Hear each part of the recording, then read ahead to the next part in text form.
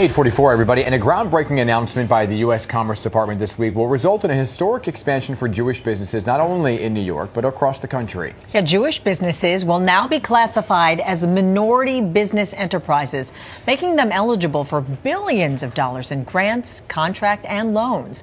Duvi Honig is the founder and CEO of the Orthodox Jewish Chamber of Commerce, and he's joining us this morning to discuss the impact of this new classification. So good morning to you, Duvi. Great to have you here. Thanks so much for joining us. Thank you. It's an honor to be here today. Yeah, I mean, huge week for you. Very exciting. Can you talk specifically about what this change means then? Absolutely.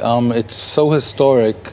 Think about it. The Hispanic community is 19% of the U.S. population. Yeah. The African American is 15% of the U.S. population. The Jewish population is 2%.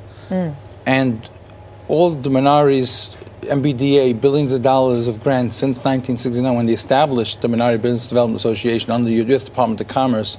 There's hundreds of programs and billions of dollars of revenues and grants and all different contracts from startups to big companies who are eligible, including banks who are obligated to give specific amounts of loans to minorities that Jews were not included in. Yeah. And no one understood it. And people always voicing frustration. Jews are always the underdog. And it doesn't make sense. Like 2% of, we're the biggest, smallest minority in America, you know? And we had no voice. We had no eligibility to access our taxpayers' dollars as the biggest minority and the biggest suppressed people. So you signed the agreement on Monday, right? So I guess the question is how quickly does it go into effect, and how soon can businesses start to see some of the money? So the answer is as follows. We had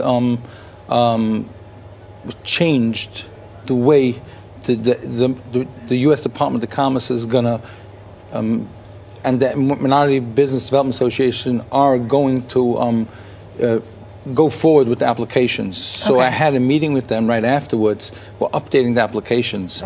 So right now, until the applications are updated, and to remove different, based on race, so based on different color, what you have to check out when you apply for it, those are being re-updated.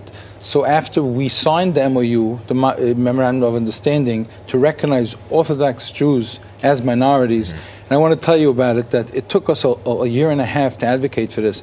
But during the year and a half, like, we went back and forth, and during that time, there was a new Supreme Court